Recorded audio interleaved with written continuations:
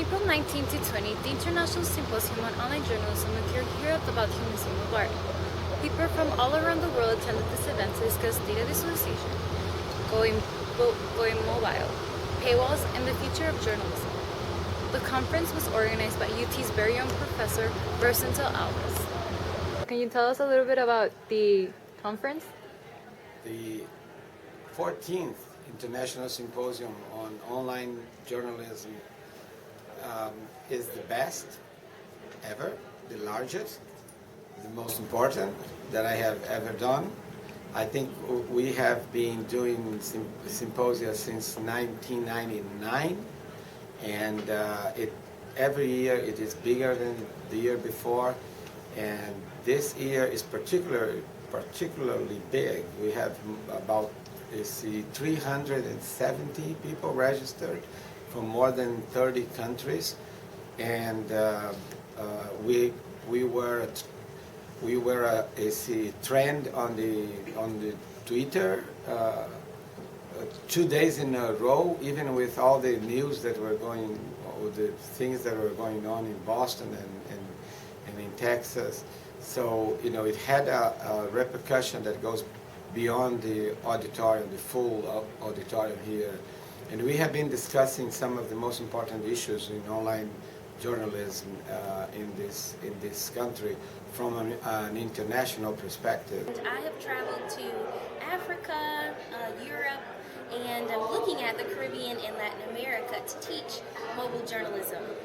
I empower youth to use iPads and iPods to report the news, and my favorite memory of teaching is when we were in Morocco. We were actually in a small city called Mohammedia, and it was a place where women weren't allowed to congregate publicly without male accompaniment, and we were able to convince the men in the community that what we were doing was a public service.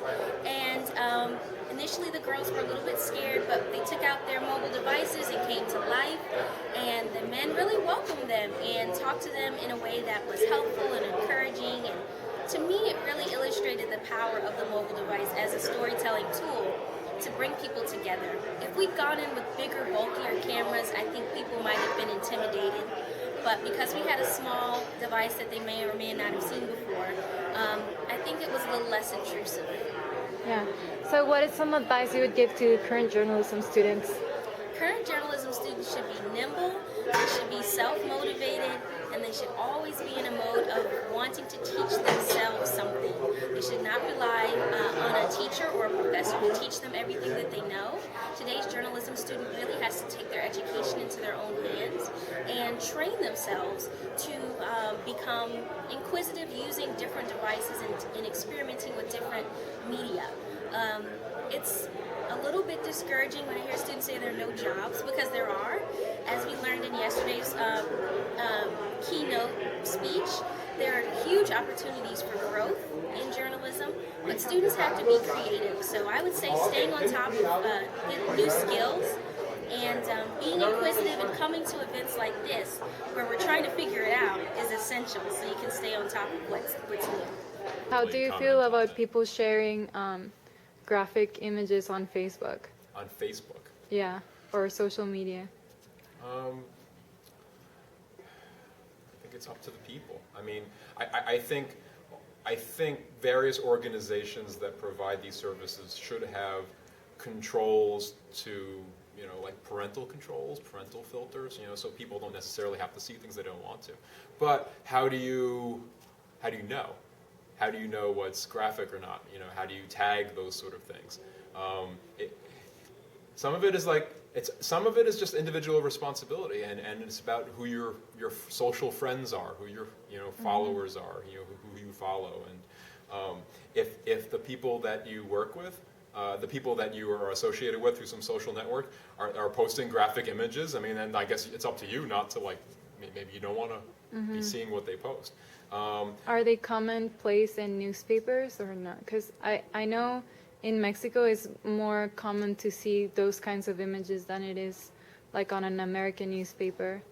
There are a lot of hard decisions that get made in newsrooms about... so it's an ethical thing? Yeah, I mean, because a lot of people are exposed to this. I mean,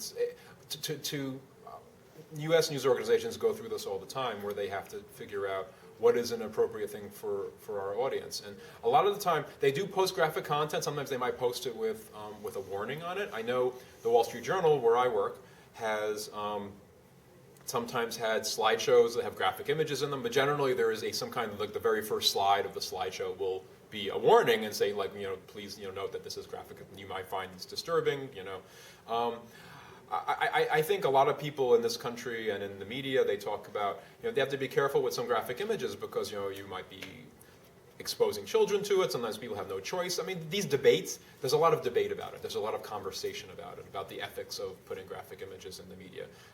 I think it's really a case-by-case decision. The news value of the image versus the potential, disturbing of, someone's well-being with the image. What's more important? How do you weigh those things? So that's a discussion that happens a lot. This is Rocio Tome reporting.